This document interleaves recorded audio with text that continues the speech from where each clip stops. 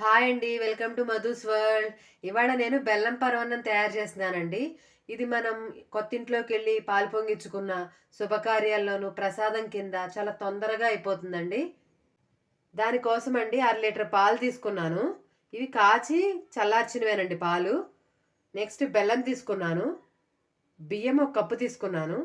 జీడిపప్పులు, కిస్మిస్లు అండి. బెల్లము ఏ కప్పుతో అయితే నేను రైస్ తీసుకున్నానో ఆ కప్పుతోనే బెల్లం కొలిచి పక్కన పెట్టుకున్నానండి. దీనికోసం పాలు కాచుకుంటున్నానండి పొయ్యి ఆన్ చేసుకుని. ఇవి ఒకసారి కాచినవే. ఈ బెల్లం పరమాన్నం విషయంలో మీకు విషయం చెప్పాలండి. ఏంటంటే కొంతమందికి బెల్లం వేయంగానే పరమాన్నం అంతా విరిగి విరిగిపోయినట్టు అయిపోతుంది.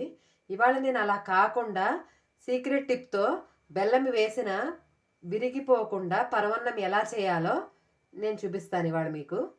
పాలు కాగిపోయాయండి. ఇప్పుడు దీంట్లోకి రైస్ కడుక్కుని వేసేసుకుంటాను. ఈ బియ్యం ఇందులోకి వేసేసుకుని ఉడకబెట్టుకుంటానండి పాలల్లో. కొంతమంది నీళ్ళతో ఉడకబెడతారు. నేను అలా చేయను. పాలతోనే చేస్తానండి పరమాన్నం ఎప్పుడు. అంటే మామూలుగా రైస్ వండేసుకుని దాంట్లో పాలు కలుపుకుంటారు. ఈ రైస్ అంతా ఉడికిపోయేంత వరకు ఉడికించుకుంటానండి. ఇలా నిదానంగా సిమ్లో పెట్టుకుని ఉడికించుకోండి. నేను ఈ అడుగు మందంగా ఉన్న గిన్నె ఎందుకు తీసుకున్నానంటేనండి, ఇదిగో ఇలా మనం అన్నం ఉడికించుకునేటప్పుడు అడుగంటిపోతుందండి. పల్చటి గిన్నెలు అయితే మందం గిన్నెలు అనుకోండి అడుగంటదు మనకి.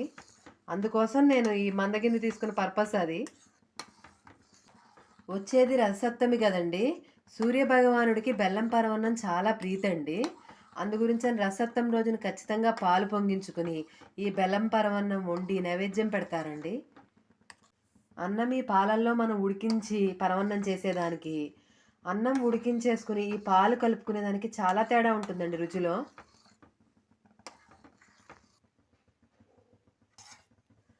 పొయ్యి ఆన్ చేసుకుని నెయ్యి కరగబెట్టుకుంటున్నానండి.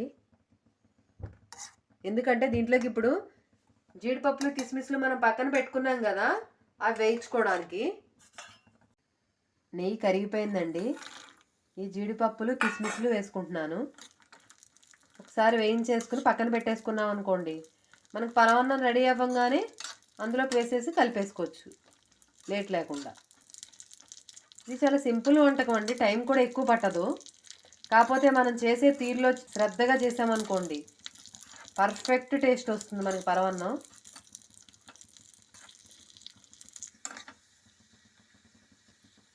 జీడిపప్పులు కిస్మిస్లు వేగిపోయాయండి. ప్లేట్లో తీసేసుకుంటున్నాను.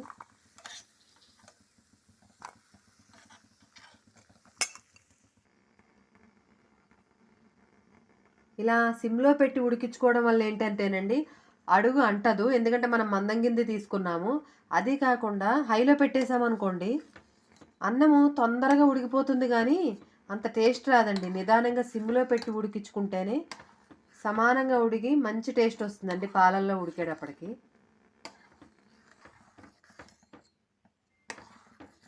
అన్నం ఉడికిపోయిందండి.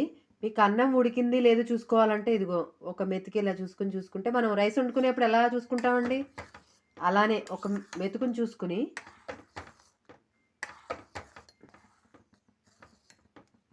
ఈ పాలల్లో అన్నం పూర్తిగా ఉడికిపోయిందండి. ఇదిగో ఉడికిందో లేదో ఒకసారి చెక్ చేసుకుంటున్నాను.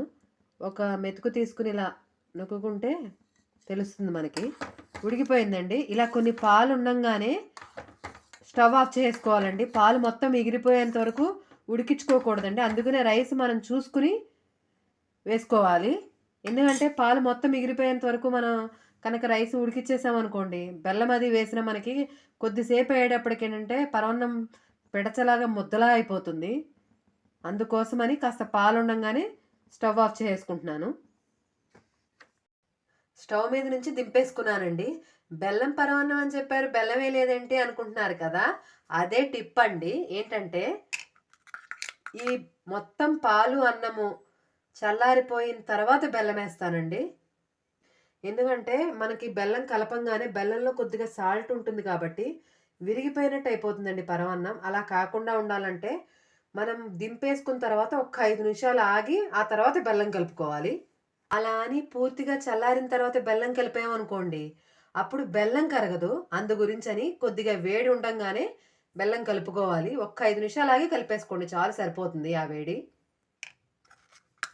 దీంట్లోకి యాలకల పొడి వేసుకుంటున్నానండి.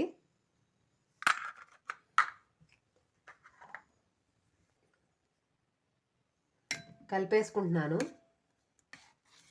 మనం దింపేపటికి పాలు బాగా ఉన్నాయండి. ఇప్పుడు చూసారా, కొద్దిగా చల్లారేటప్పటికి కొద్దిగా గట్టిపడింది. అందుకనే కొన్ని పాలు ఉండంగానే మనం ఉడికించుకోవాలంటే కాస్త రైస్ చూసి పోసుకోవాలండి పాలల్లో. అందు గురించని అలా ఉడికించుకుంటే మనకి కాస్త వెట్ అయిపోకుండా యాలకల పొడి వేసి కలిపేసుకున్నానండి.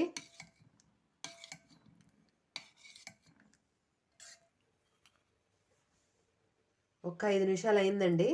ఇప్పుడు దీంట్లోకి సరిపడినంత బెల్లం కలుపుకుంటున్నాను.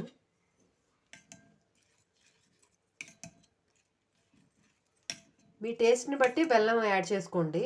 అంటే కొద్దిమంది స్వీట్ ఎక్కువ తినేవాళ్ళు కొద్దిగా బెల్లం ఎక్కువ వేసుకోండి. మధ్యస్థంగా తినేవాళ్ళకి నేను చూపించిన కొలత సరిపోతుందండి పర్ఫెక్ట్గా.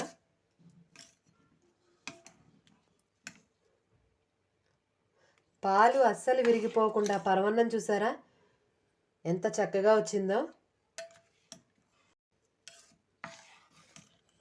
ఒక్క 5 నిమిషాలు పొయ్యి మించి నుంచి దింపిన తర్వాత ఆగి మీరు బెల్లం వేసుకుని కలుపుకున్నట్టయితే అస్సలు విరగదండి పరమాన్నం మీకు.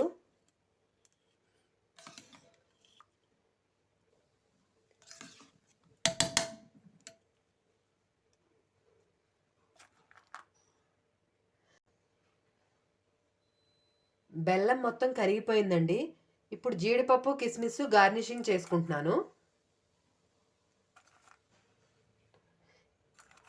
నేను బ్లాక్ కిస్మిస్ తీసుకున్నానండి. ఎందుకనించంటే ఇదిగో ఇలా స్వీట్స్లో మనకి కలర్ఫుల్గా కనిపిస్తుంది.